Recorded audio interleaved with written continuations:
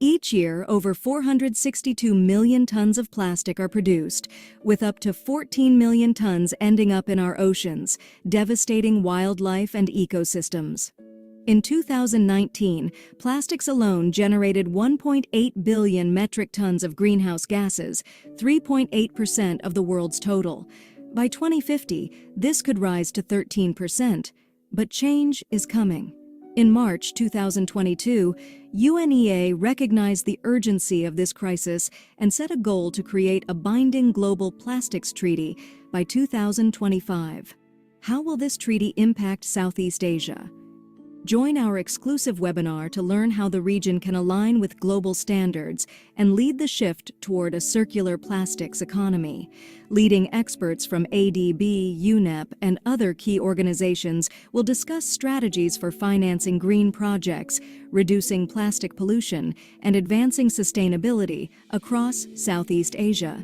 The webinar is organized by the ADB Green Finance Hub and the ASEAN Catalytic Green Finance Facility. It is hosted by the ADB Southeast Asia Development Solutions platform. Don't miss this chance to shape Southeast Asia's sustainable future. Together, we can make a world free from plastic pollution.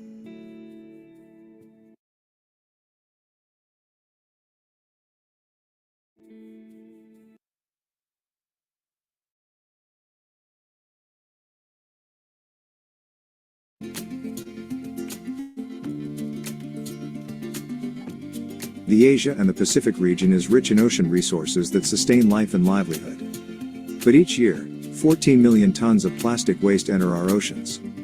That is enough to fill up the Great Pyramid of Giza 5 times over. Much of this waste comes from Asia. Plastic waste threatens ocean life, coastal livelihoods, climate resilience, and the well-being of communities and consumers. Ineffective collection and disposal of waste, coupled with the predominance of plastics designed for one-time use, fuel the problem. Through the Promoting Action on Plastic Pollution from Source to Sea in Asia and the Pacific project, ADB is working with 4 financing partners to address marine plastic pollution. These partners are the Global Environment Facility, Japan Fund for Prosperous and Resilience Asia and the Pacific, High-Level Technology Fund, and Republic of Korea E-Asia and Knowledge Partnership Fund. The project will work with Indonesia, the Philippines, Sri Lanka, Thailand, and Vietnam to formulate plans and support policy reforms to boost circular economy, prepare investments in integrated solid waste management and circular economy systems, and facilitate regional cooperation and knowledge sharing. Circular economy and integrated solid waste management underpin the project. Circular economy extends the life cycle of plastics to minimize waste, while integrated solid waste management ensures a sustainable and environmentally friendly disposal of waste. The project has made good progress to date. To address the $5.5 trillion funding gap needed to achieve a sustainable blue economy, the project supported the development of catalytic finance facilities and instruments to accelerate more investments. Regional finance hubs also ensure that the specific needs of ADB developing member countries are taken into account for greater development impact. The project also provided technical support to integrate circularity into over a dozen ADB investments, including ADB's first private sector blue loan with Indorama Ventures, to boost plastic recycling and reduce marine pollution. The recycling plants to be built under the Indorama project will ensure that nearly 5 billion additional plastic polyethylene terephthalate bottles are diverted from landfills and oceans annually. Over 2,000 government officials and beneficiaries have attended the numerous capacity development and outreach activities. City action plans for plastic waste management are now in development in Indonesia, the Philippines, and Vietnam. Through the project, ADB is also observing the negotiations for the Global Plastics Treaty, which aims to create a legally binding agreement for countries to act and be accountable for managing marine plastic debris. The treaty is expected to be finalized in 2024. ADB, Japan, Republic of Korea, and the Global Environment Facility, joining forces for healthy and plastic-free oceans.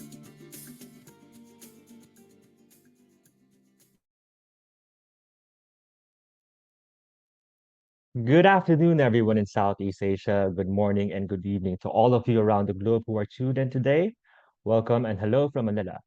My name is Rocky Guzman. I am the International Governance and Legal Specialist Consultant from the Asian Development Bank, and I am honored to be the moderator of today's webinar entitled The Global Plastics Treaty and Its Implications for Southeast Asia. Today, we focus on policy, financing, and investment towards a circular plastics economy in the region. A very important topic, as you know, particularly in this part of the world, given the scale and magnitude of the plastic pollution problem affecting us all. Fortunately, there are many recent developments toward addressing the issue at its core, and we look at one of them, the Global Plastics Treaty, in this webinar. But first, to give some context, it would be important to digest some hard and fast facts first. The reality is, each year, more than 462 million tons of plastic are produced, with 90% contributing to global pollution. Of this number, up to 14 million tons of plastic waste ends up in our oceans. And beyond these figures, studies in 2019 have shown that plastics generated approximately 1.8 billion metric tons of greenhouse gas emissions, equivalent to about 3.8% of the world's total. Some projections even show that this may reach to 10 to 13% by 2050 if not abated. Now, to address this, in March 2022, 2 years ago, the United Nations Environment Assembly adopted a resolution to develop an internationally legally binding instrument, or ILBI, aimed at eliminating plastic pollution, what we informally call here as the Global Plastics Treaty. The GPT's primary goal is to create a comprehensive framework that addresses all stages of the life cycle of plastics. So far, we have had 4 negotiating rounds where ADB has been present, and the goal is that we would have treaty texts that would be ready for adoption by countries next year in 2025. Now, for this panel, we'll look at where we are and what the GPT means for countries, especially in Southeast Asia, helping us understand the treaty's potential impacts, especially in terms of policy and investment. Of course, we'll also look at key opportunities and solutions that could be possibly scaled up across the region. Now, before we start, I would like to acknowledge the organizers of this event, our colleagues from the Green Finance Hub of ADB Southeast Asia Regional Department and ASEAN Catalytic Green Finance Facility, in cooperation with the Climate Change and Sustainable Development Department. This webinar is hosted by ADB's Southeast Asia Development Solutions Platform, or SEADS. And mind you, we'll also be posting this on the SEADS YouTube page, so you can click like and subscribe that and check that out later on. Now, first, we thank our esteemed panelists and reactors today for their insights and expertise. So this is how it'll be going. After this panel session with 3 panelists, we will have comments and reactions from our experts in the bank, and then continue to have a Q&A segment. Although please, you may ask questions anytime through the question box below in your screens. All right, so without further ado, let's start with the panel. We are honored to have our first panelist, Mahesh Pradhan.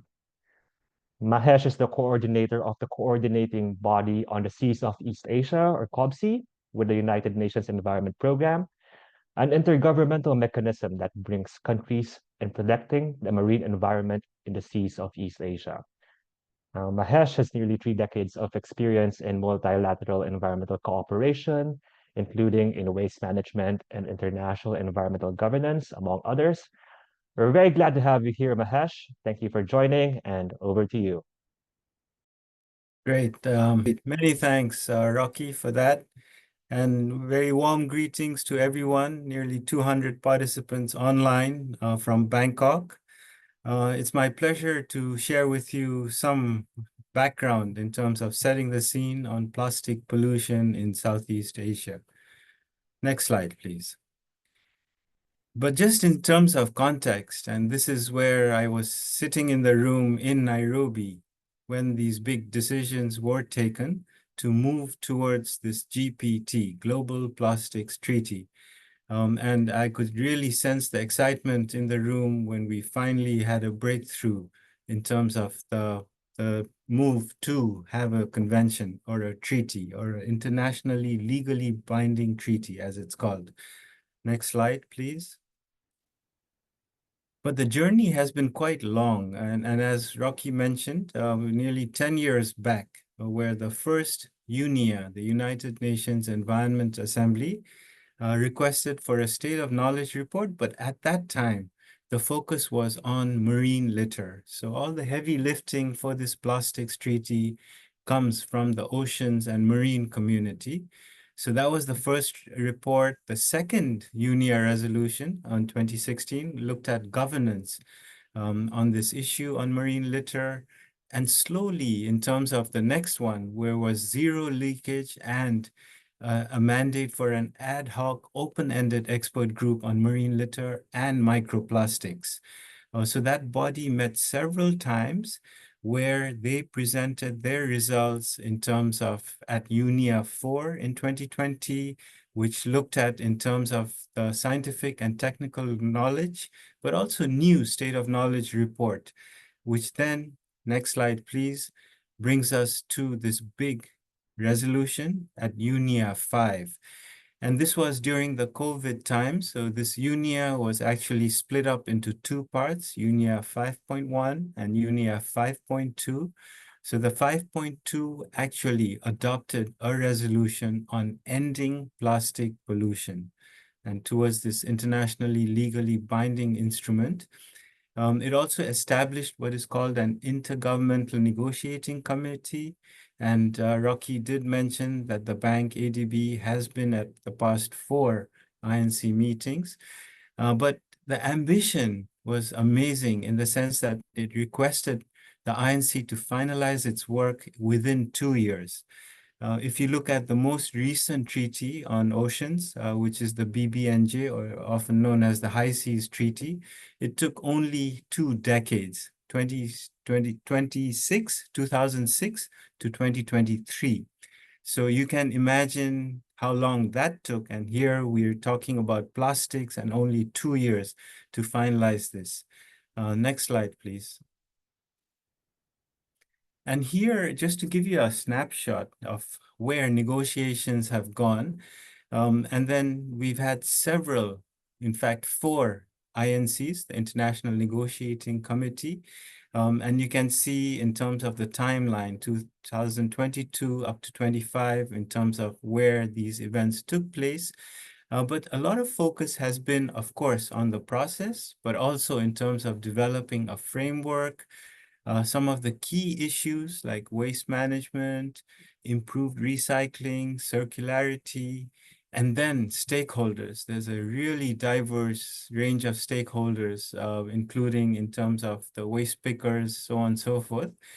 And then bringing it all together for this INC 5, which is coming up later this year. Next slide, please. And most recently, just last month, we had nearly 400 people here in Bangkok at these open-ended expert group meetings, which looked at, there were 2 expert group meetings. One was more on the finance and looking at implementation and objectives of the instrument. And this was co-chaired by Australia and Ghana.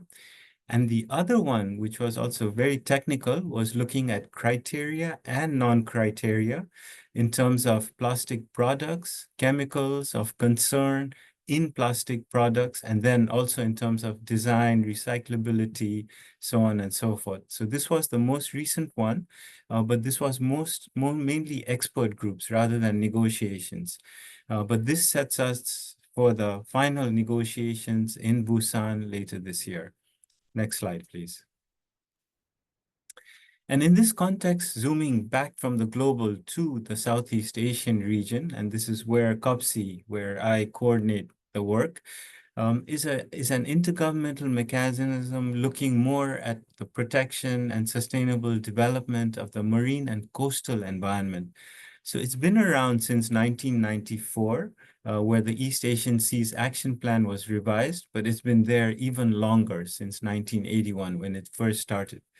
9 countries, mainly ASEAN, 7 of them, but then we have China and the Republic of Korea as well, located in Bangkok. Next slide, please. So COPSI is part of this global network of regional seas programs. And in fact, this year is very special because it is the 50th anniversary of these regional seas programs. So with marine litter, all the visibility, as you can recall, with the straw and the turtle's nose, etc., well, it really came about with the marine community. And the regional seas had a very critical role. As you can see in the box there, COPSI, the region where we are located with Southeast Asia, but we also have an overlap with the Northwest Pacific, which covers Korea, Japan, China, and Russia. Next slide, please. And looking at marine litter in the region, there's a whole range of players, different intergovernmental mechanisms, etc., that are very active. But with the ASEAN countries, there's actually a Bangkok declaration with a regional action plan on combating marine debris. Similarly, for the APEC, but for COPSI, the countries did adopt a regional action plan on marine litter, which we often refer to as RAP Mali. Next slide, please. And with RAP Mali, as you can see, there are 4 action areas. First is looking at preventing and reducing marine litter from land-based sources. So the source to sea, but land-based sources. The second one looks at sea-based sources, and this is abandoned, lost, or otherwise discarded fishing gear, so on and so forth, ghost gear, as we call it. And then the whole aspect of monitoring, whereby you can compare apples with apples and oranges with oranges. Can we have harmonized monitoring? And finally, also in terms of some enabling conditions, knowledge sharing, coordination, research, etc.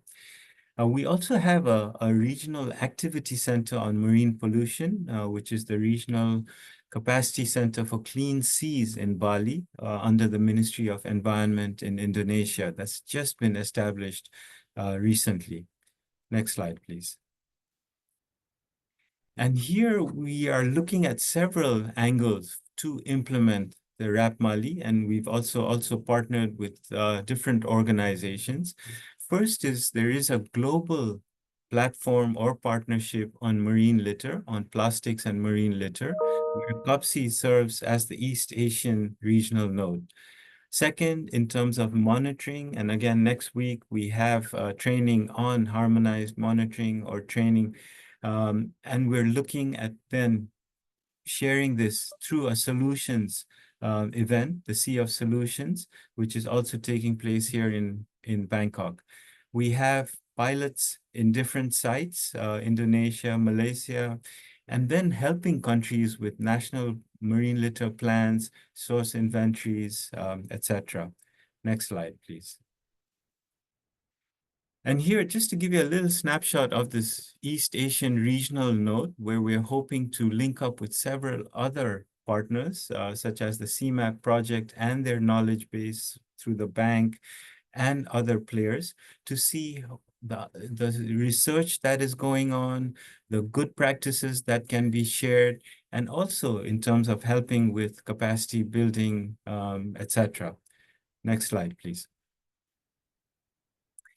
And some of the challenges that we see, and this is a nice sort of graphic produced by our colleagues at GRID, the Global Resource Information Database in Norway, where they've looked at fishing intensity, coastal input, so on and so forth, which then in terms of some of the key challenges, so the integrated life cycle approach perhaps is missing, and then in terms of circular design consideration, harmonized monitoring, and also integrated approaches on plastic pollution from all sources. And this is at the policy level, ministerial as well as interagency.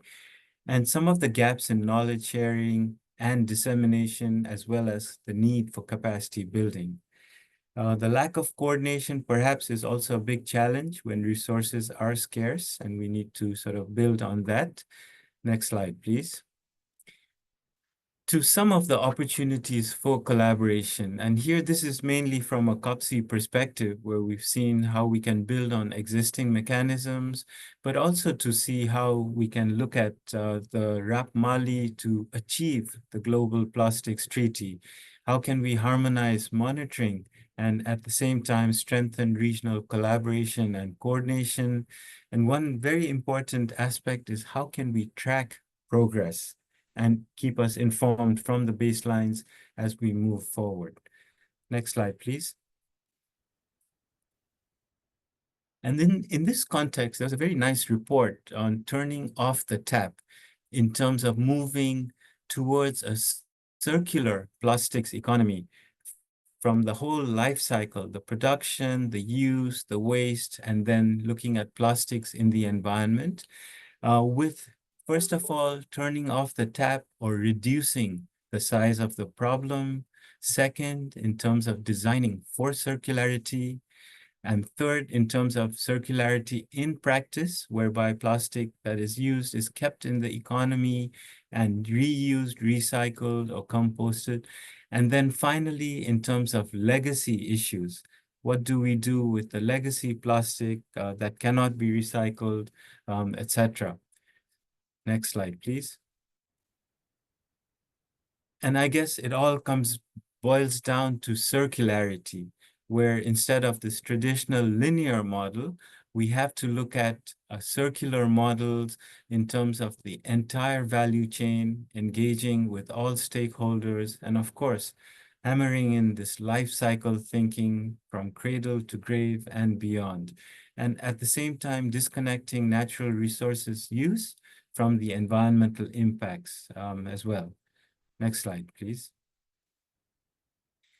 And with the treaty coming up, and we're just 2 months away, October, November 25th is when we will have the INC 5 start in Busan, some of the possible core obligations. And I guess this is something we can discuss further from different angles, whether it's primary plastic polymers, whether it's microplastics, whether it's design for circularity, or even very important, just and inclusive transitions.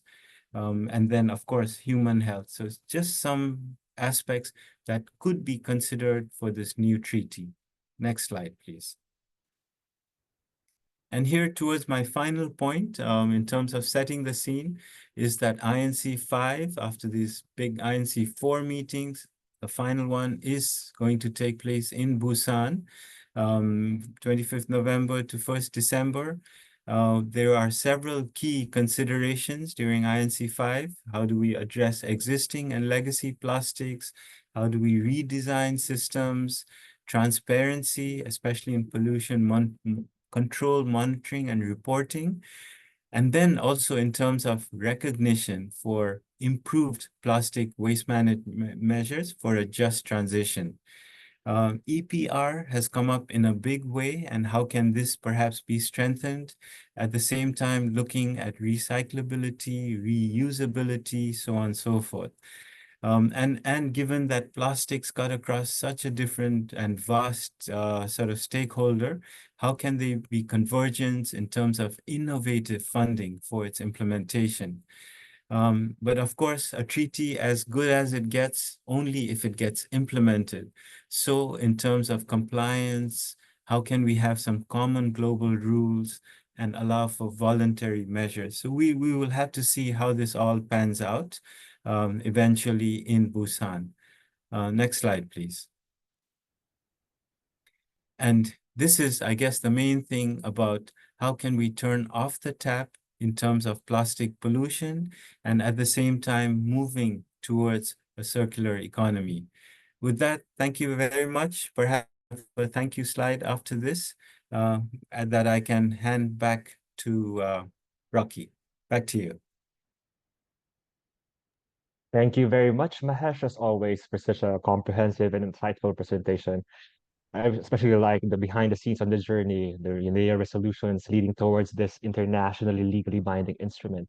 and for flagging all the issues that might be discussed. So at this stage of the negotiations, we know it can be as ambitious as we want it to be as we finalize the work within 2 years. Hopefully, we endeavor to finalize it in the next negotiating round in Busan and for possible adoption next year.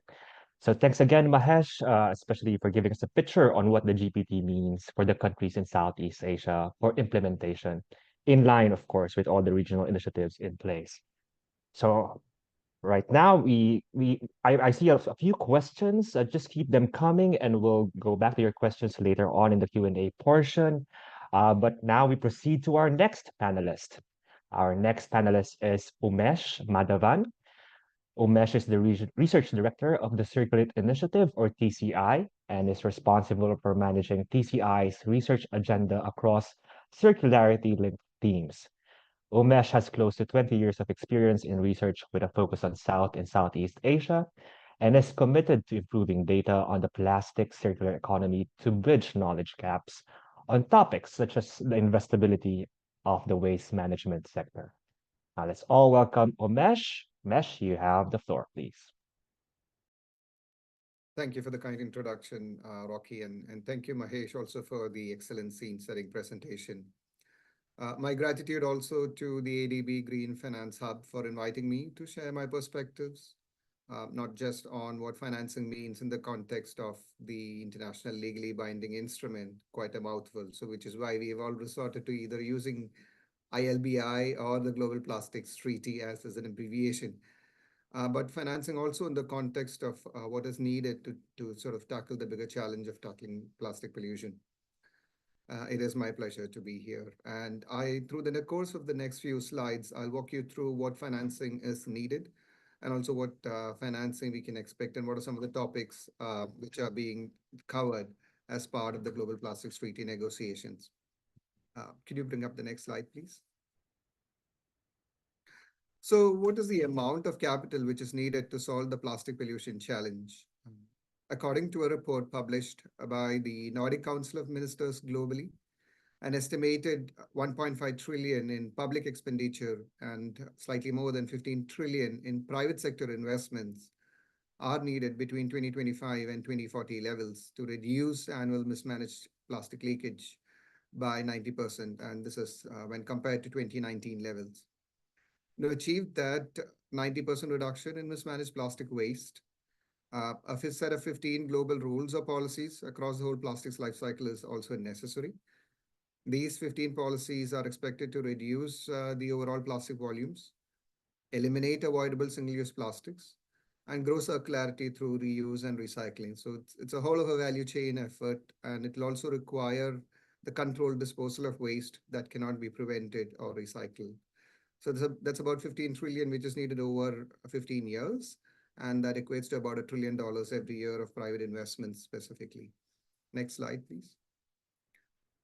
Now, what's also interesting is that apart from the total amount of financing, how does the amount of capital which is needed impact plastic pollution and the amount of financing which is needed across different countries?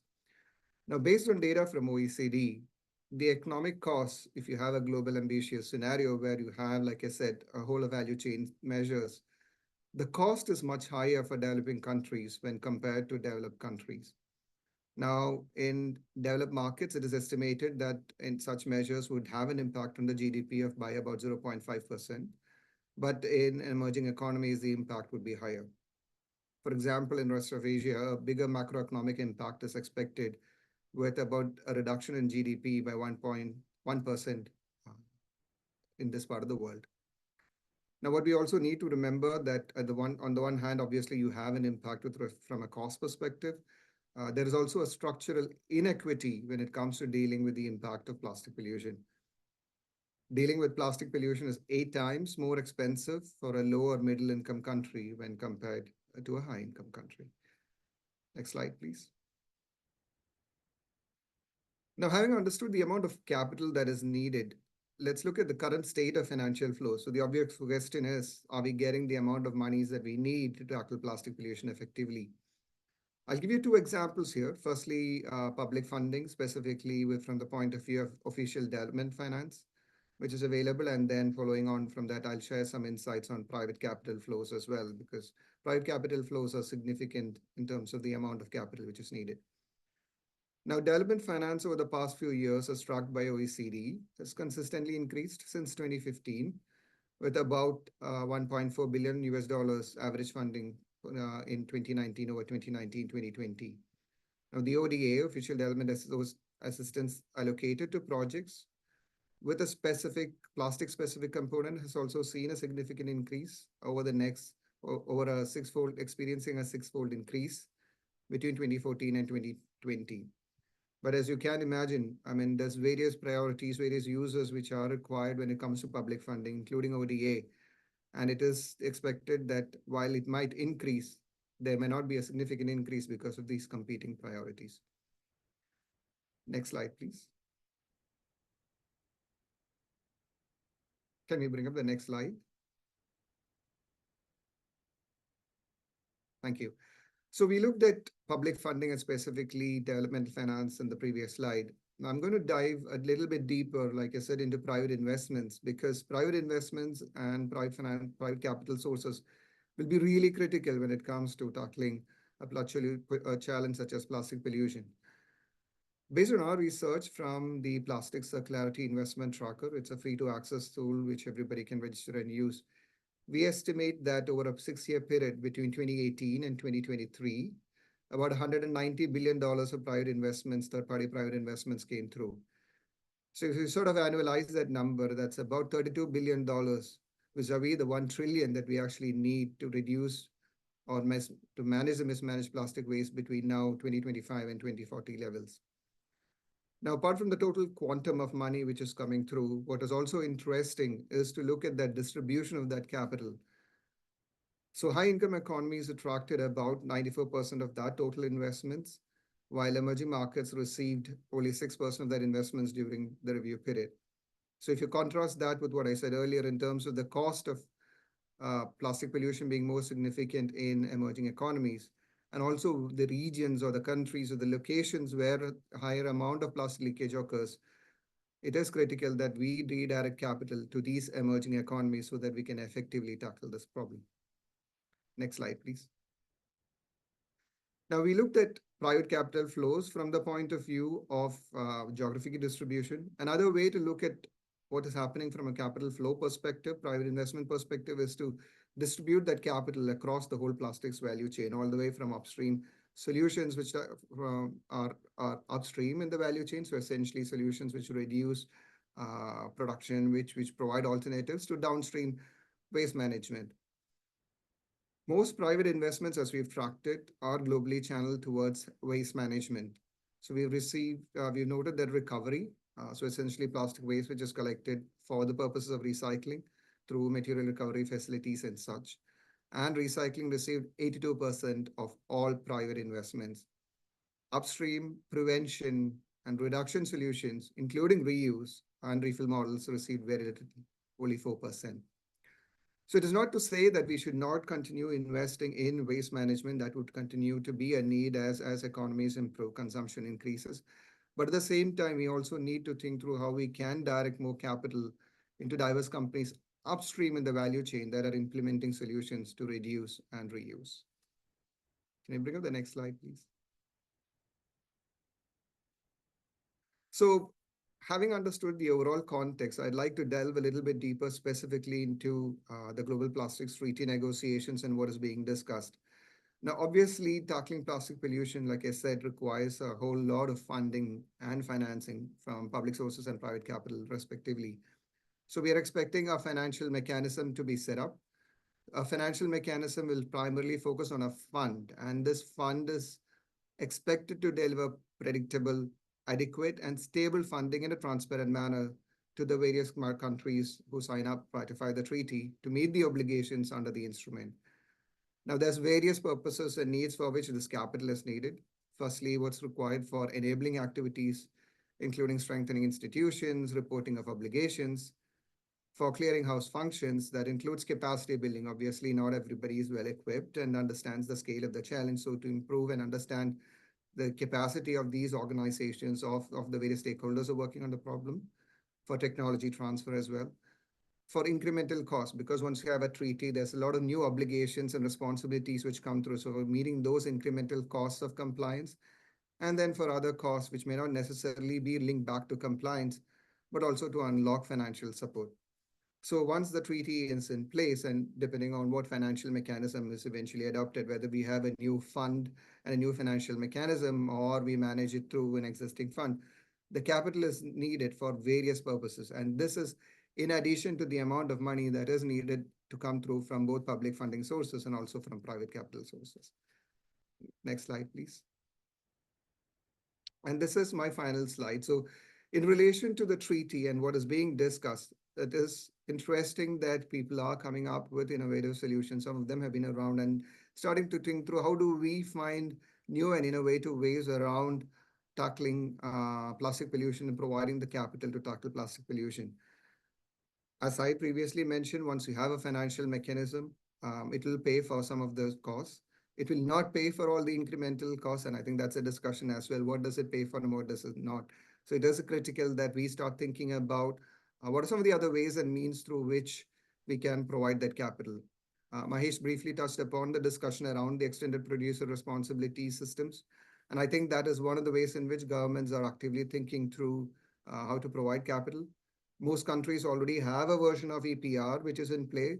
So through the treaty negotiations are around how do we harmonize some of these? How do we make sure that some of that money which is collected does not go to general government coffers and the treasury, but rather it goes to making sure that it is specifically devoted to waste management and plastic waste management. Another interesting topic which is being, or approach which is being discussed is of the plastic pollution fee, which is a fee which is to be charged on polymer prices. Again, there's not a lot of agreement on it. Some emerging nations, including member states from Africa and small island developing nations are in favor, while there are others, understandably so, whose economies depend on the petrochemical industry, who are not so much in favor of a plastic pollution fee. But that is one of the other ways in which financing is being discussed. Two others are outcomes-based financing. It is an innovative approach where the financial return is to the investors is linked back to their investments in projects that deliver a positive development outcome. So we recently had the World Bank developing one such tool, one such financing approach, which facilitated capital flows to projects in Ghana and Indonesia. And finally, how do we pull together different sources of capital? How do we encourage more private capital and public capital to come together through the approach of blended finance? So blended finance is essentially an impact-oriented structuring approach, where the whole objective is that you bring both public and private sources of capital to bring about significant environmental and social impacts. So to some way, you're de-risking private investments, but by various approaches, including first loss guarantees and such. But these are some of the important considerations which are being discussed in relation to the Global Plastics Treaty, specifically to finance. Like Mahesh mentioned earlier at the presentation, there was a recent discussion. It's not a negotiation, discussion around financing for among experts group in Bangkok.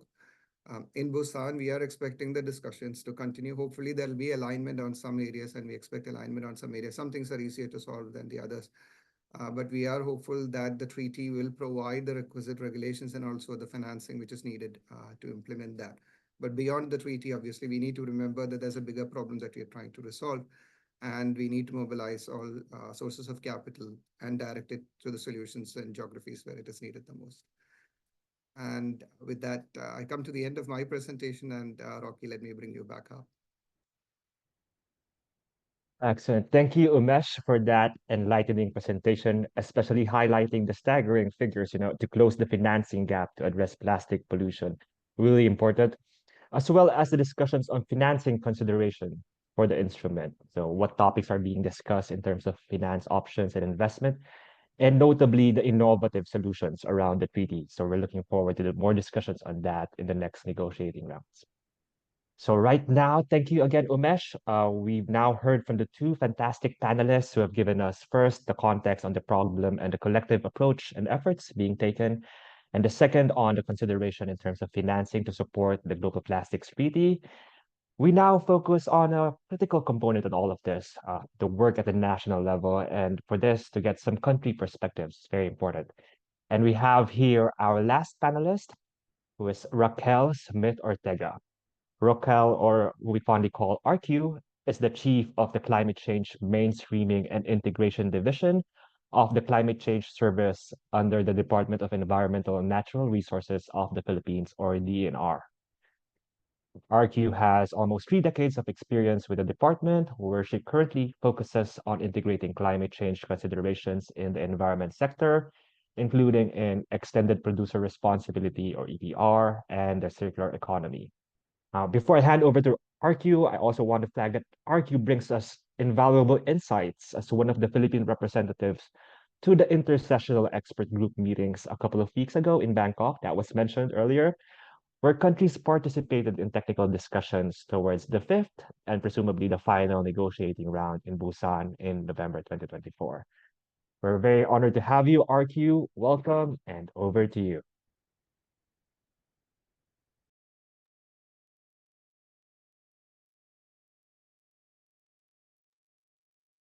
For a while. Mine. Looks great, RQ. Okay.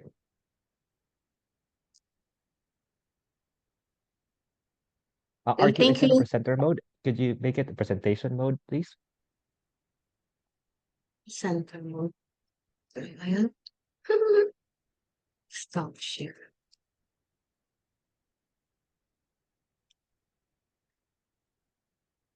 Am I okay? Yes, can you please present, put in the presentation mode, RQ? For a while. For Can a you please while. share your screen?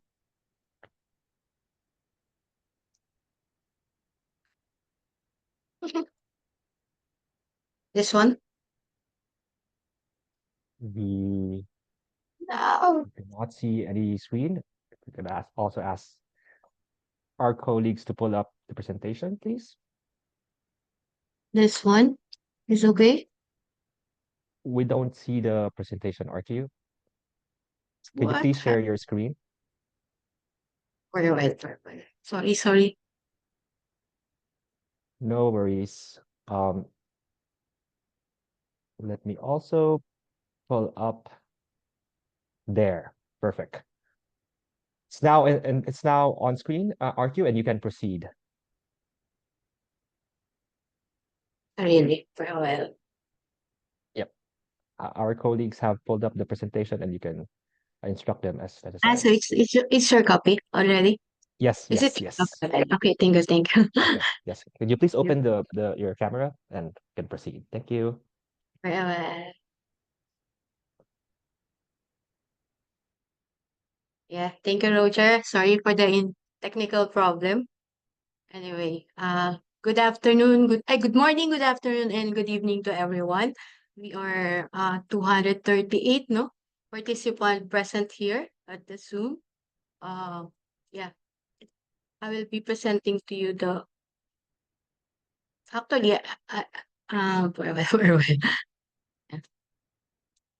it's happening. For a while, no.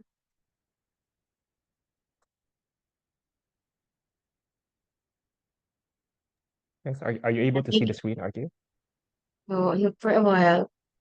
I don't know what happened to my screen. What's happening here?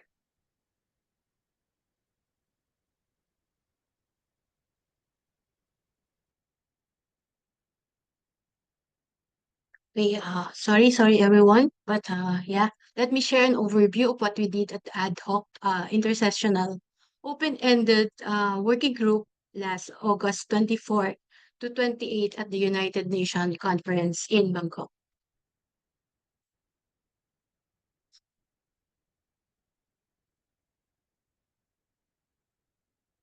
Next slide, please. Next slide, please. Okay. We're on the next slide now, RQ. What's happening to me? What's happening? What's happening to my screen? Well, oh my. skip. No worries, RQ. Okay, this is one, next now. This is one of the slide Yep, of Mahesh, no? As agreed during the intergovernmental right. negotiating committee in INC4, two ad hoc intersessional open-ended groups were mandated to prepare reports now for the uh, INC5 this coming November in Busan, no? Expert Group 1, co-chaired by Ms. Kate from Australia, and Mr. Oliver, will develop an analysis of potential sources and means of implementing instruments, objectives, and open to my screen. Yeah. No worries, RQ. You can I don't know what's happening here. Yeah. we can Okay. discuss like all the two expert groups Okay, if on you the want. screen now. Yes, yes. Okay. Expert group 2, co-chaired by Mr. Axel and from Germany and Gwen from Palau. Also, Ms. Lau from Iraq will identify and analyze the criteria for non-criteria based approaches related to plastic and chemicals of concern, focusing on product design for recyclability, reusability, considering their uses and application. Both groups, as mentioned, will submit a report, and present their findings to the committee in its fifth session in Busan. So I personally attended the expert group 1 and was not able to attend any meetings during the week for expert group 2. So I focuses on the expert group 1, so I will share to you that. So of course, starting from the opening meeting, organizational meeting, this is the agenda of the group 1. So following the update of the previous work, including the virtual uh, meetings, no, the group delved on the core agenda, analyzing the potential sources and means of implementing the instrument's objectives. This analysis encompassed three areas. Uh, First is the option for establishing a financial mechanism, aligning financial flows, and catalyzing the finance. So next slide, please. On the first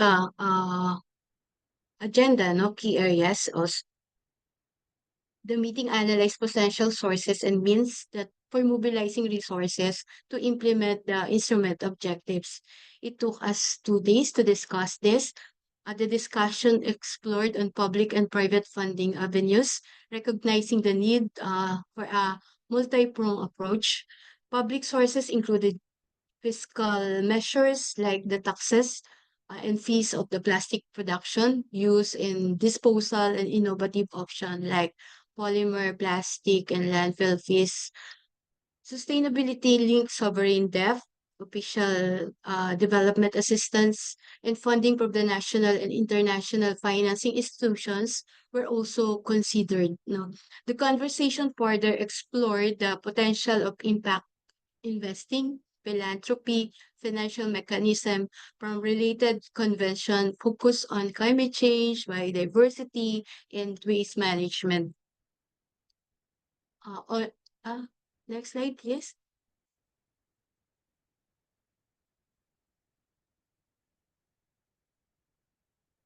I think I'm already done with the slide. Okay.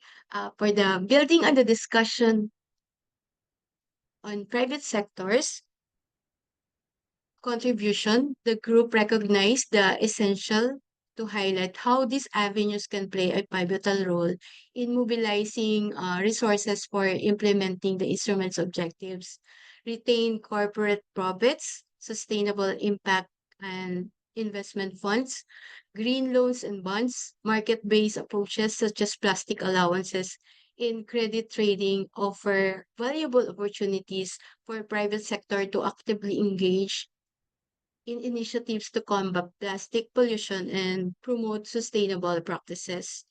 These diverse mechanisms, both from public and private sources, provide avenues for investment and foster innovation for collaboration between business and environmental initiatives. Next slide, please. Beyond financial resources, no, we discussed this almost one day, no. Non-financial means like the international cooperation, capacity building, technical assistance, technology transfer, information exchange, are crucial for empowering developing countries to implement environmental treaties effectively. Examples include the Minamata Convention's focus on capacity building, which is in Article 14. Then the Montreal Protocol emphasized on technical assistance in Article 10. Then the Convention on Biological Diversity focus on technology transfer mentioned in Article 6-2. While these non-financial means are essential, their effectiveness relies on financial support. Therefore, incorporating provisions for financial resources are vital for achieving the goal of the global environmental treaties such as the GPT. Next slide, please. So this slide just shows several UN multilateral environmental or MEAs include financial component to support implementation, especially developing nations. Now, for instance, the CBD and the Basel Convention have established financial mechanism while the Stockholm Convention mandates sustainable resources for developing countries. For instance, the CBD these examples highlights the importance of financial support in multilateral environmental agreements for equitable participation and capacity building. Key consideration for financial mechanism includes transparency, equity for developing countries, and sustainability. Most interventions emphasize for inclusion of financial provisions in the treaty with interim measures if necessary, following the precedent by other mayas. Next slide, please. Yeah, as this slide was mentioned also by Umesh, no? Several options exist from the financial mechanism to support the plastic pollution treaty. First is the dedicated fund offers control over resource allocation, but requires a significant investment and time. Alternatively, the leveraging the existing funds like the GEF or the Green Climate Fund may be more efficient, albeit requiring policy adjustment. A hybrid approach combines a dedicated fund with existing mechanism for flexibility and efficiency. A two-tiered model could involve a fund for specific initiatives and utilizing existing mechanism for broader support. A time-bound international financing yeah, under the hybrid can offer short-term support for developing countries.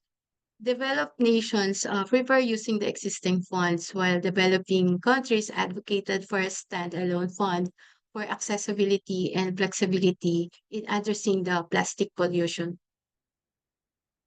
So, next slide, please.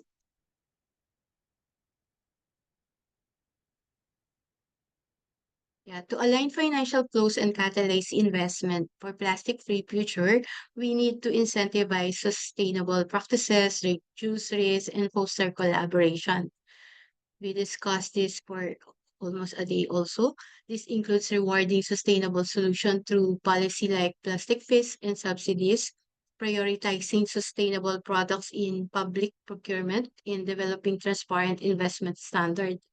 Sharing data, providing incentives, and sharing risks through blended finance can attract private sector investment. Finally, fostering innovation research and development centers and green banks can support the transition to a circular economy for plastic. The private sector plays a crucial role in the shift through initiatives like the Extended Producer Responsibility Scheme, investing in recycling infrastructure, and promoting transparency. Next slide, please.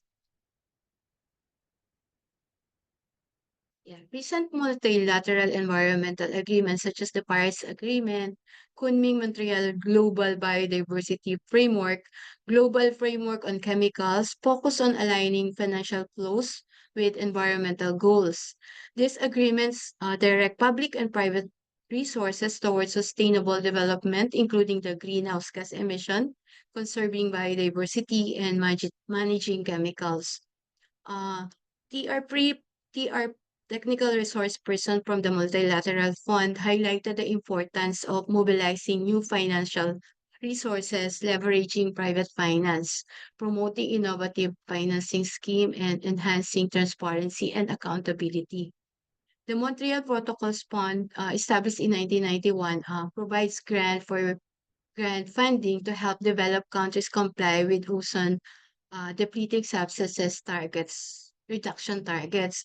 Uh, the fund's success lies in the country-driven approach, incremental cost incentive, performance-based monitoring, and flexibility. This is the favorite of the group, no? The Multilateral Fund, Montreal Protocol, Multilateral Fund experience. It supports projects like the technology demonstration, capacity building, and investment initiatives, emphasizing predictable funding, donor engagement, capacity building, industry collaboration, efficient resource allocation, and a dedicated technical team. So on my next slide, please. Yeah. Well, one of the potential options for consideration, which I shared during the session, is the establishing a standalone fund dedicated to the pollution plastic treaty, which offers a focused approach with flexibility and control over resource allocation. A dedicated fund would allow the targeted investment in specific initiatives and ensure the resources are directed towards achieving the treaty's goal. However, establishing a new fund requires significant time, resources, and effort. Therefore, it is crucial to explicitly specify financial mechanism in the treaty, including the interim arrangement to ensure smooth transition and immediate support. No? To manage the fund effectively, a dedicated fund board should oversee the approval, allocation, and release of funds to concerned entities, ensuring transparency and accountability, like what we will be doing on the loss and damage fund. So, next slide, please. Actually, the ad hoc intersessional meeting, while not a negotiation forum, serve as a valuable platform for sharing experiences and perspective from different countries, on the three areas option for establishing financial mechanism, aligning financial flows, and catalyzing finance. Developing countries strongly advocated for establishing a dedicated fund, as earlier mentioned, for the uh, plastic pollution treaty, emphasizing its potential for flexibility, control over the resource allocation, and concentrated focus on reduction of plastic pollution. While acknowledging the challenges, for creating a new fund, the group drew inspiration, from successful examples like the Fund for Loss and Damage, and the Montreal Protocol's financial mechanism. The meeting also underscored the treaty's need to clearly define financial mechanism, including the interim arrangement and a dedicated board to oversee the fund. This meeting provided a solid foundation for further discussion and negotiation leading up to the INC in Busan, with strong recommendation for a dedicated fund and the emphasis on a clear mechanism serving as a key takeaway of most of the developing countries now. So this the outline shown in your right, are the outline that will be preparing, are the report that the co-chairs will be preparing and submitting to the to us for comment by October 2024 prior to the Busan meeting. So as to our next steps now, preparations are underway for the upcoming meetings in Nairobi, this informal meeting now in Nairobi this October and the ILC 5 this November. So I think that's the last slide. Yeah. Yeah. Thank you so Great. much for listening. Sorry Thank for you. the technical No worries. problem. Thank you so much, RQ. Fantastic. Thank you for sharing those discussion points. I think that's one of the few report backs we've had from the most recent intersessional meetings. And these are focused on the three things that you've mentioned: analysis of potential means and sources of funding, the establishment of the financial mechanism, and importantly, the alignment of financial flows. It's also notable that you discuss some other multilateral environmental agreements and how we can learn lessons from those, especially in terms of funding mechanisms for the means of implementation later on. And the last point that you made on like the outline, that would might be a good sneak peek on what might be the negotiating points broadly for the Busan round later on. So we're looking forward to that. So again, thank you very much, RQ. We'll have more time to discuss all these things later in the Q&A segment. We'd like now to thank the panelists for all their fantastic presentations, spurring much interest from our participants. I see a lot of questions already. But at this point, we now turn to our panel of reactors to have a quick chat on the discussions that transpired. I'd also like first to ask our panelists to open their cameras as well, and then I will introduce the panel of reactors from our experts in ADB to have a conversation on the Global Plastics Treaty and potential opportunities for support. So first, I'll be introducing these panel of reactors. We have first James Baker, who is the Senior Circular Economy Specialist with focus on plastic waste from the ADB and is responsible for the Regional Marine Plastics Reduction Program. So thank you, James. And next we have with us Gilan Devalon. Gilan is the Senior Infrastructure Finance Specialist with focus on climate financing from ADB and also leading the Blue Southeast Asia Finance Hub to catalyze financing and develop ocean health and blue economy projects in Southeast Asia. Thank you, Gilan, for being with us. And lastly, in this panel of reactors, we also have Anna Fink. Anna is the Senior Country Economist at the Indonesia Resident Mission of ADB, where she's the country focal for operations related to climate change. Thank you, Anna, and thank you, James and Gilan. So maybe we can start with James. What are your thoughts on all these discussions that are happening and what might be the opportunities for the support for the bank later on? So we'll start with you, James. Please go ahead. Great, Rocky. Thank you very much. And yeah, three very interesting presentations. Lots of discussions around the Global Plastics Treaty. But I think one of the difficulties that we have, and this subject title of this webinar is the challenges for Southeast Asia. And unfortunately, one of the challenges with plastics is that public behavior with plastics is one of the critical challenges we face. Now, a lot of the plastics that end up in the environment have been in the hands of people. As a community, as a wider global community, we do not behave well with plastics. We do not dispose of them well. We do not consume them well. They're too easy. They're too cheap to handle. So we don't have that respect for them. And consequently, they end up in the environment. They end up in the waste stream very quickly. So as we look at the Global Plastics Treaty, we're trying to see how the global government, how regional governments, how national governments can begin to influence that. And that's why we tend to focus on this challenge of recycling and recovery, which is in Umesh's presentation is very clearly sort of the focus of current investment. It's quite easy, it's quite a known, it's an understood technology, it's already part of the value chain. But obviously, as we move forward, we're looking at that more aspirational focus, moving up the value chain, moving up the waste hierarchy to look at plastic substitution, production reduction. And one of the questions that's come through in the chat is about how do we focus on that? How do we work on that? And this is an area that we as a bank, as a region, and certainly the participants in our technical assistance program are looking at how can we choose substitution? How can we substitute materials? How can we substitute behaviors?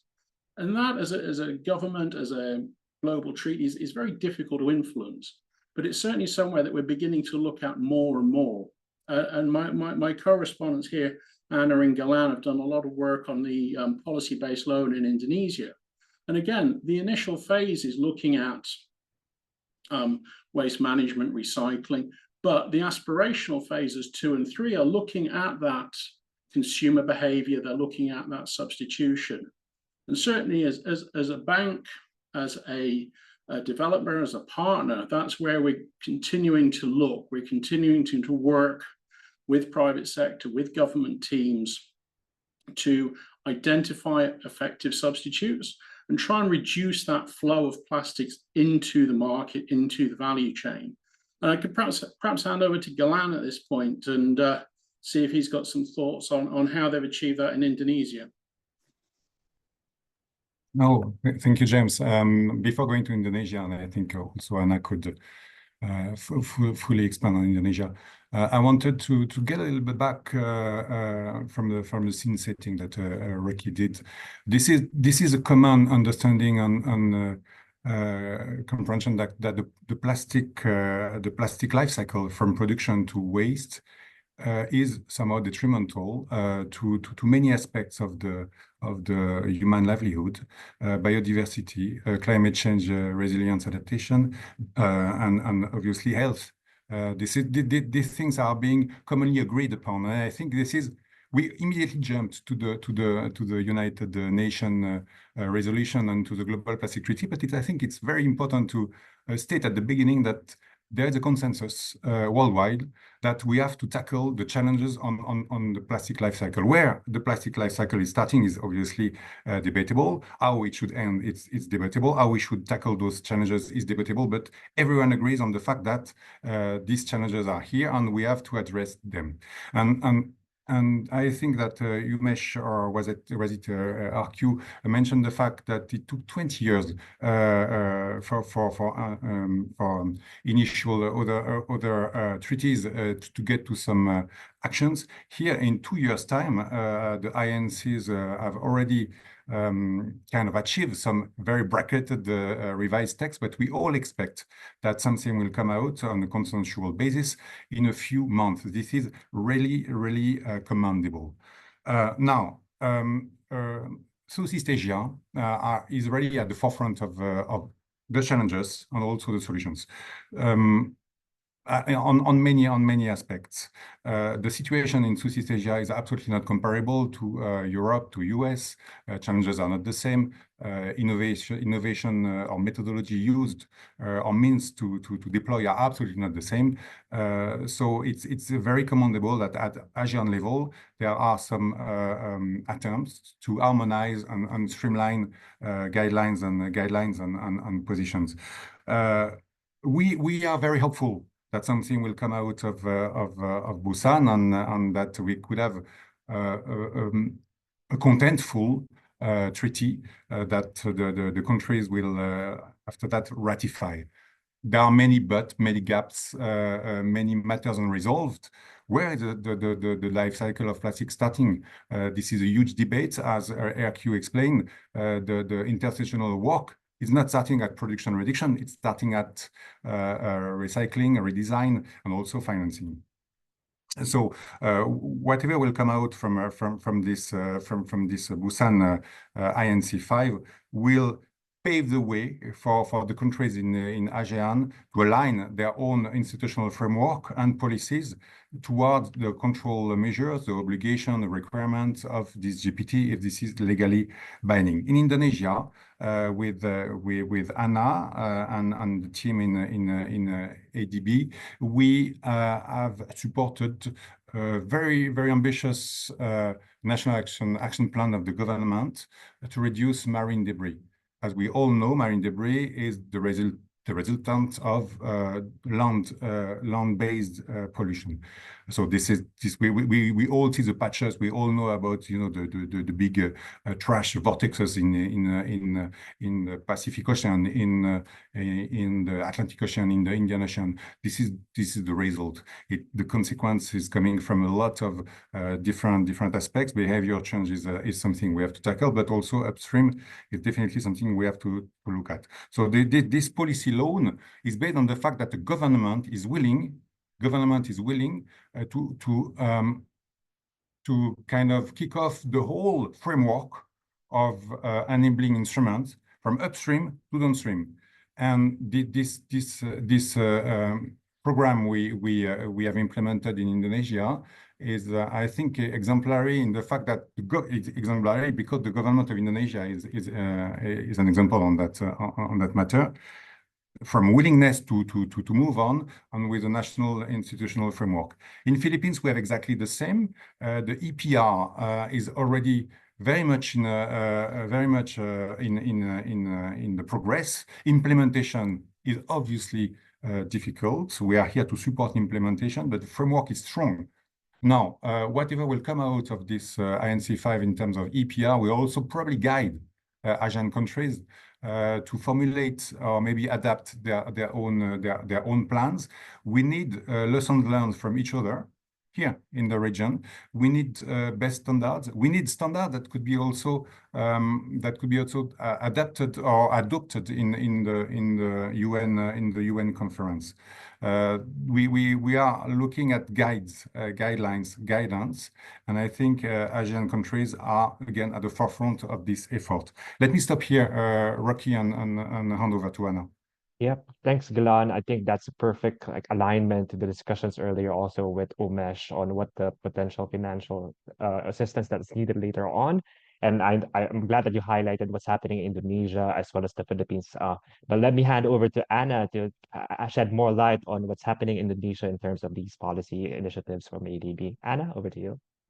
Thank you. Yes, so the policy-based loan in Indonesia, it's actually being done with a number of partners. So ADB with KfW and AFD, and essentially it's an agreement with government on certain policy actions that have been taken in the past and in the future, and the money is dispersed against achievement of these policy actions. And what we have is quite an integrated policy reform program that is looking at the reduction of waste or stronger handling of waste, and then also upstream elements, so enhancement of producer responsibility, and then cross-cutting activities around strengthening data for policy-based evidence. And what we are achieving with this policy program is improving the overall enabling environment for lots of other kinds of different modalities for assistance for tackling this problem. So, for example, the recycling industry in Indonesia is nascent, but it has huge opportunity for growth. One of the policy actions we have in the program is related to mandatory levels of recycled PET content in plastic bottles. So using this kind of policy-based instrument can be extremely effective in terms of enabling lots of other kinds of assistance to be more impactful.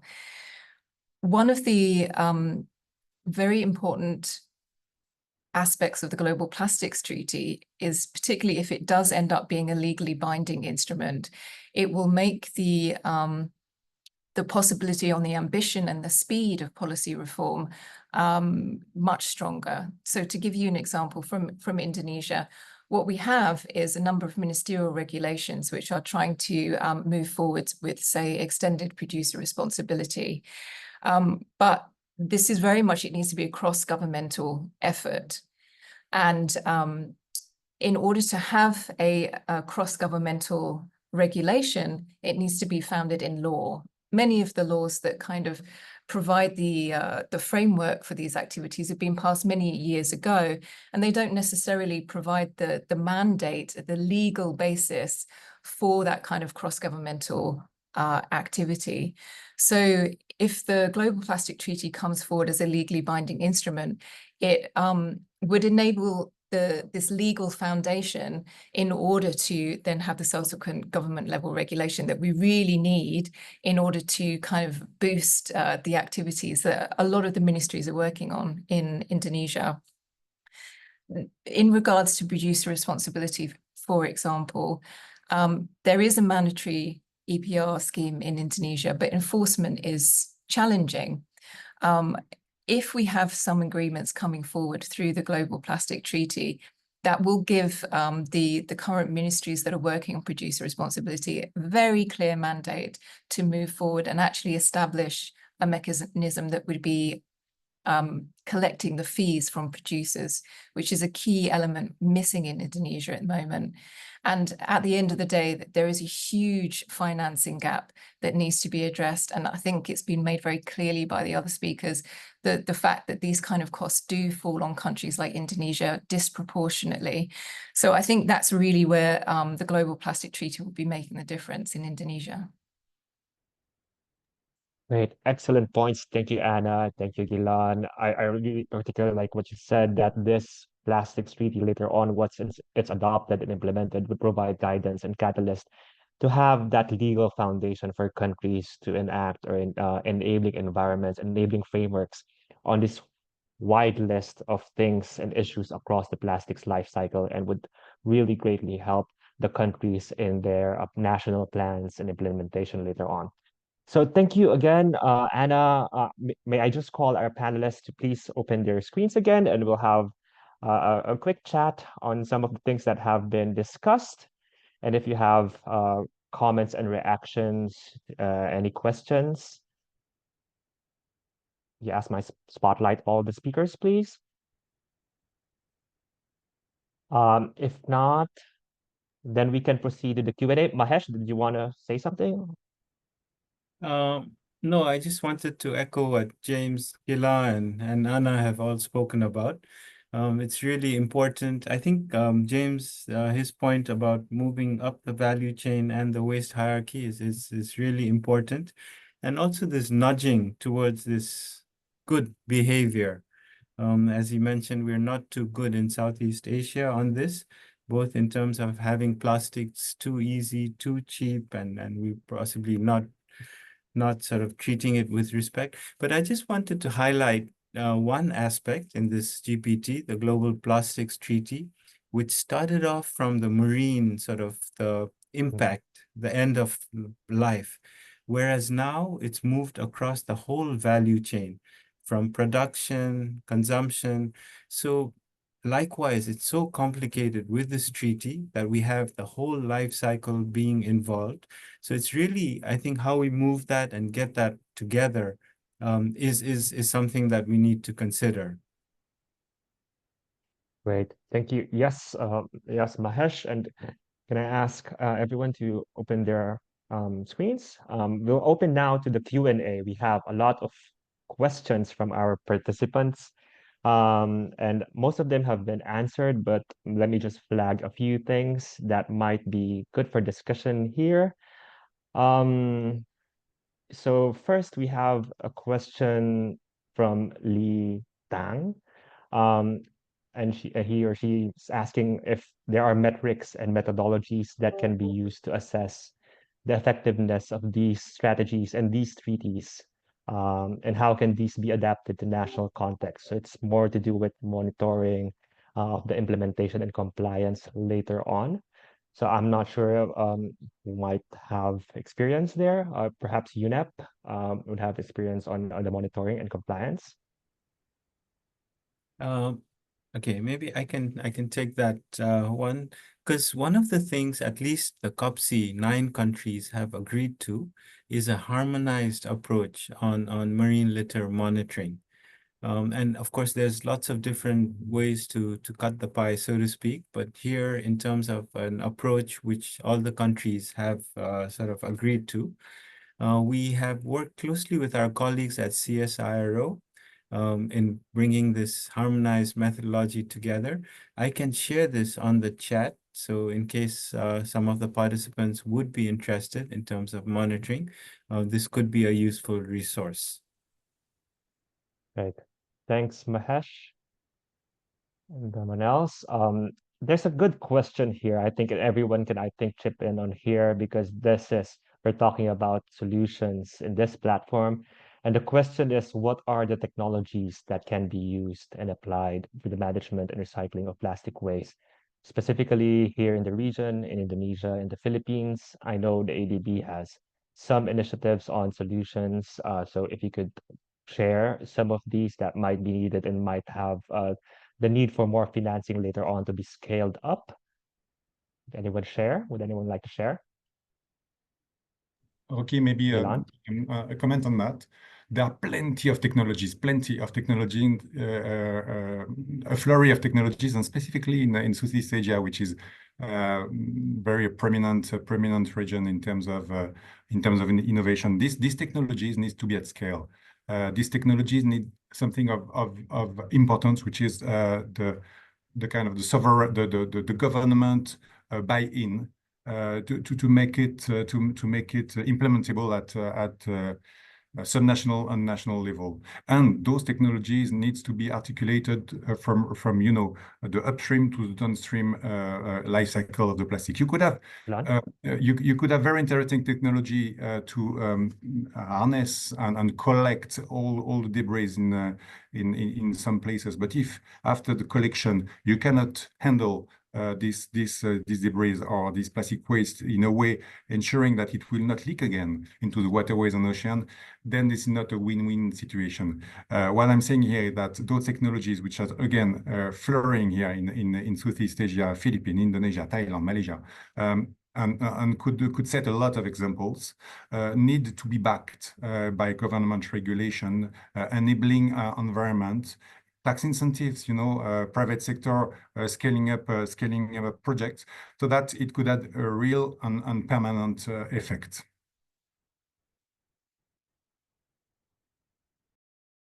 Thank you, Gilan. Anyone else from the experiences from other ADB on the technologies and solutions? Or any of our panelists? Umesh, please. Yeah, Rocky, I was just going to come in from a financing perspective, because it is critical to understand the kind of solution providers as well, not just the solutions. So when we tracked private investments, one of the sort of key findings for us was that it's a lot of firms who are in their early stages of establishment. There's several firms who are not set up to scale, firms who are not set up to sort of go from being a startup to a big multinational company, because that's not the reason why these sort of organizations came into existence in the first place. They came together because they realized there's an environmental problem in the neighborhood which needs resolution, and that's the kind of scale at which they are operating. So once you realize that the kind of organization, the type of organizations, and sort of the kind of appetite for capital that they have is limited in a certain way, it is critical for us to remember that we need financing to be tailored to the appetite of these organizations. So for us, one of the big takeaways from our work is also the kind of capital sizes. Oftentimes it is around 100,000, less than 100,000. So we need to make sure that that amount of capital is available to these several organizations, especially in our part of the world, who are working on the challenge. So ticket sizes are important. So obviously we need the multi-million-dollar investments to come through, but at the same time, we also need to make sure that there is access to capital of smaller ticket sizes, which are palatable and acceptable to these smaller organizations who are working on the shared challenge. Right, a very important point in making sure that these solutions are tailor fit to these organizations that need them the most, and to address the financing gap. And just to add to that, and maybe I'll ask you and RQ, because there are some questions in the chat box on like these financing options like taxes. And you mentioned this briefly, Umesh, in your presentation on the innovative finance options. So what do you think during the intersessional meetings as well on the financing options? What may be the contentious issues, contentious points, and what may be the discussion points in the Busan round later on in terms of these financing options that are being discussed? So if you could just shed more light on that. Maybe I'll share the observer point of view, and then RQ, perhaps you can chime in with the official negotiator perspective. Understandably so, like I shared earlier during my presentation, the global plastic pollution fee is a contentious one. We need to remember that there are economies and peoples whose livelihoods we are talking about. So obviously it's not a straightforward, you put a tax on it and then you literally tax it out and then get the money that you need. That is a contentious one for sure. Another one which is heavily being discussed is the mechanics and the mechanism of the financial mechanism, essentially how the fund looks like, because there have been previous experiences where countries have walked away feeling that access to the funds in a transparent manner has always been a challenge with previous multilateral environmental agreements, including the climate agreement for sure. But there are areas of alignment which are coming through as well. So the recent expert group discussions, which happened in Bangkok, were a step in the positive direction. But as you can imagine, when you're talking money, it is not that everybody aligns on everything all the time. So we will get there, but we are glad that those discussions are happening now rather than once everything is ratified and then people start thinking, oh, who's going to pay for all of this? So it's good that these discussions are happening now rather than later. Right, excellent point. Yeah, we have to discuss this maybe ahead of the curve. So many issues involved. And RQ, you have some insights from your discussions in the intersessional meetings? Yeah, one of the contentious issues, I think, is the multilateral development banks. While they could play a significant role financing the GPT, some of them told that their involvement may be controversial because some countries may argue that MDBs should focus on the development priorities, while others may raise concern about their governance structures, same as Tumas said, and potential for imposing conditionalities. The other one is for private sector. No, they really don't want to put that in the text. No, but encouraging private sector investment in plastic waste management and circular economy solution is crucial. However, attracting private investment requires clear policy frameworks. No, um yeah, risk mitigation mechanism and incentives. Of course, it should be a win-win, no? And the potential for greenwashing also, I think, no, the need for robust monitoring and accountability mechanism may also be contentious. I think that's the I think that will be discussed, no, in this coming INC in Busan. Okay, Thank you, maybe. RQ, for flagging those issues. Yeah, Gilan, I would like to maybe not to give MDB, Multilateral Development Bank, a response because I'm not the representative of the MDB world, but we are all aware, as already RQ said, that there has to be differentiated approaches.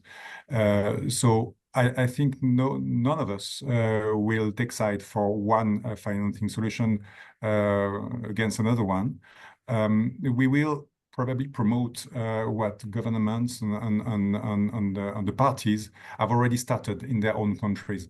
The very interesting part that also I think the Asian countries are kind of putting on the table that there are existing national action plans that could very much be aligned with the trajectory that the GPT is willing to put on this revised text. So let's work on this national action, existing national plans, maybe strengthen them, maybe beef them up a little bit, and we can support with a lot of differentiated instruments. Obviously, my question now is maybe to RQ and Umesh, how likely is it that we will get in Busan or in 2025 a financial instrument, while you do have a very different situation with EPR in some countries, with global pollution fee very contentious, as you said. What will be the end game? very hard question. If Umesh or RQ or Mahesh have some insights. I'm happy to chime in and provide a perspective. I think if you think of the sort of decades which Mahesh meant reference in his presentation, we're essentially doing a treaty on fast forward. 2 years is not sufficient time to agree amongst 170 countries, but it's commendable that things are moving forward. There is a critical need with respect to having a treaty in place, making sure that we sort of tackle this crisis of a lifetime. When it comes to financial mechanism, like I said, we are encouraged by the fact that the discussions are ongoing, but I personally don't think we would have all of those. I think 3,000 over brackets in the current treaty text ironed out. And maybe we will chip away at the edges and we'll have things sort of one by one by one. I mean, everybody thinks their version of EPR, for instance, is the best. I don't think we're going to have an alignment on that, but we will start somewhere, and then I'm sure that one by one we will get to some of the more contentious issues later. Maybe there will be some areas, and I think there are some areas where there will be alignment. EPR, generally, countries agree that EPR is needed, and it's just the shape and form of the EPR which Mm-hmm. needs to be discussed. Plastic pollution fee, on the other hand, is one where there is significant discussion and it might take some while. The need for a fund is also well known. So there'll be some topics where there's convergence, and the others which might take multiple COP sessions or conference of parties, which happens after these, which would need more time. Great, thanks, Umesh. Some proposed provisions at least are you think there are low-hanging fruits, but some of them will have multiple brackets and will be subject to a lot of discussions and negotiations. And we're yet to see if that'll happen in the Busan round. So we'll have to find out. Anyone else want to chime in? RQ or Mahesh or? The positive perspective, no, I think this will be adapted by 2025. Looking at the Mm-hmm. experience we had on the loss and damage, yeah, it was presented during the COP 2022, no? COP 28. COP 28, it was adopted, no? The loss and damage fund. It was presented in COP 27. But it took 2 years only. So maybe this GPT will also be like that as a precedent of the loss and damage fund. Yeah, Yep, I'm positive on that. it's possible. That's great, So, RQ. Mahesh? yeah, no, just to build on RQ's positive optimism, I think, yeah, we have to, because it's such a chronic issue, the statistics there, and we can't recycle our way out of this mess. So we have to turn off the tap. It has to be the whole life cycle, and it's amazing that the global community has come together to address this issue. If things go well, there will be a diplomatic conference mid-2025 for this to sign, and once 60 countries sign or ratify, then it comes into force. So I think the options are looking good. When I last spoke to the Inc. Executive Secretary as well, she was very positive, but of course it depends on the brackets and the brackets that can get away. But one thing in the comments and questions, I noticed someone asking about including leakage in the marine environment. And I would like to come back to this, because if you look at the title of this international legally binding instrument on plastic pollution, there is also comma, including in the marine environment. So I guess they don't want to lose that spotlight of the amount of damage that has been taken place in the marine environment. And this is where it will be highlighted. Next year, France will host the third UN Ocean Conference, again, focusing around the triple planetary crises. Pollution, plastics, yes, but also, the marine warming, lots Right. of climate impacts on the oceans, and the whole marine biodiversity area. So how do we integrate all this and address it? I think starting from behavior, consumption, production, and so on and so forth. So it's a huge challenge, but I really share RQ's optimism. Thanks, Mahesh. No, it's a great points, and to have a more holistic approach in all of these. There's so many multilateral environmental agreements, and we have to also avoid fragmentation and have a more holistic approach. We have just time for just one more question, and I'd like to focus on this one from some of the participants, but also focusing on the just transition and how financing might be necessary for the people involved on the ground and what financing they might need. So maybe I'd just like your thoughts on that, or on what the finance options might be to facilitate this just transition, as I know this has been one of like the areas of convergence in the negotiations, maybe from the TCI as well as ADB on how we engage with these just transition issues. Sure, Rocky, I'll share the perspective of the Circulate Initiative. Firstly, we have a program which sort of links back to responsible sourcing, specifically for recycled plastics. So the effort that we are undertaking is to make sure that there is a harmonized set of guidelines when it comes to what responsible sourcing means for specifically recycled plastic. In addition to that, I think there's also a need to ensure just transition in the context of waste pickers, but not just in the context of waste pickers, but there are others as well whose lives and livelihoods depend on even plastics producers. So there is a lot of solutions out there. I know deposit refund schemes and deposit return schemes are actually talked about extensively, but we need to be mindful that as we start sort of talking about substitutes, we don't end up talking about regrettable substitutes. The same way we set up a system of, say, a deposit refund scheme, and then we put all those infrastructure, and then that becomes at the expense of the millions of people in this part of the world who are just picking up plastic waste to put food on the table for their families. So there's these complexities that need to be kept in mind. So just transition, not just from the point of one party or one perspective, but also from the much broader context of what and plastic production, consumption, and even waste, and how livelihoods are closely interdependent on that. So those are some of the considerations that we keep in mind, and some of our programmatic work also leads to making sure that those connections are addressed. Great, excellent point, Umesh. And I'll hand over if ADB has something to chime in. We recognize what Umesh just said. You know, in Indonesia, the waste pickers are on the aggregators and the intermediaries, same in Philippines, are making some living out of their of these activities. We cannot transition to another scheme without them being involved on directly benefiting from this transition. So it's a gender perspective, not only gender perspective, it's a vulnerable population perspective. We have to involve them. It's not only about financing here. Financing is right at the end of the thinking, is to make sure that they will be in the new life cycle of the waste management scheme, and that also comes from some policy work on some pilot areas, some city level solution, like I think some technical assistance that ADB is deploying could be of some help into that. This is a very difficult chapter. Hopefully, this is also looked at during the GPT, and hopefully this one will be less bracketed than the other ones.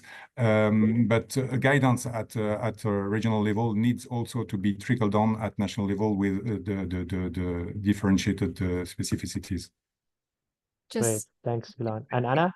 Yeah, just to add, so I think we've shown that for us, in terms of protection of vulnerable populations, it's very important that models that we put in place here appreciate the fact that there is a very large informal sector involved in waste management in Indonesia.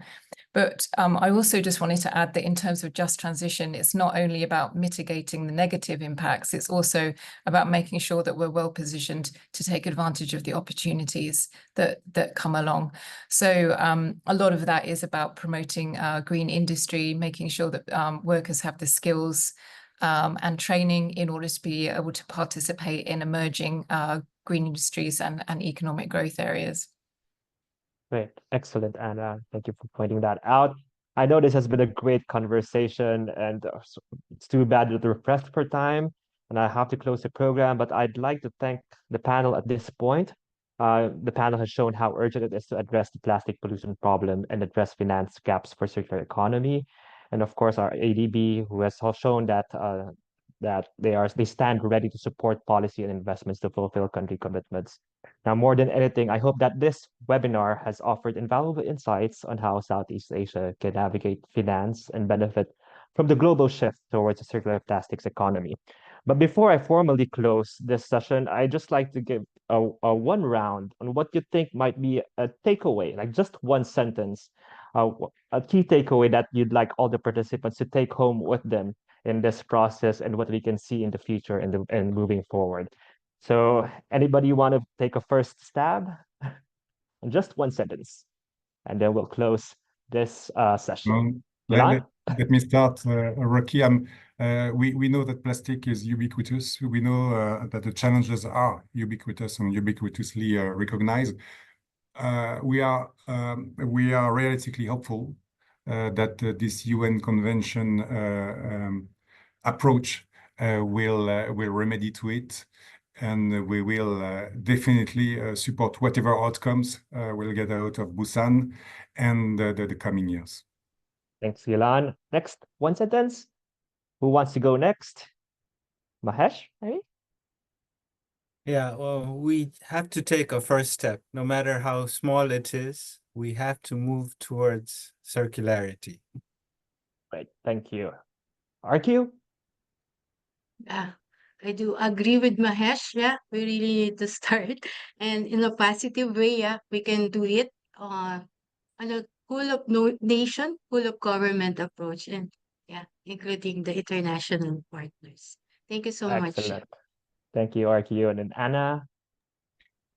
I think the Global Plastic Treaty has the potential to supercharge the actions that our member countries are already undertaking. So let's make sure that ADB and other institutions like us are ready to take advantage of this opportunity.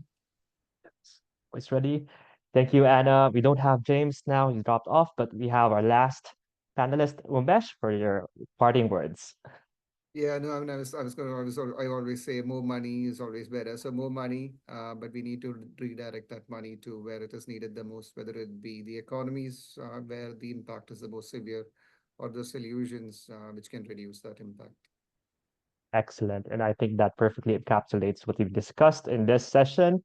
And unfortunately, I'd have to end this webinar, but to all our panelists, Mahesh, Umesh, and RQ, and of course, our actors, James, Gilan, and Anna, and to all the participants in today's webinar, thank you very much for joining us.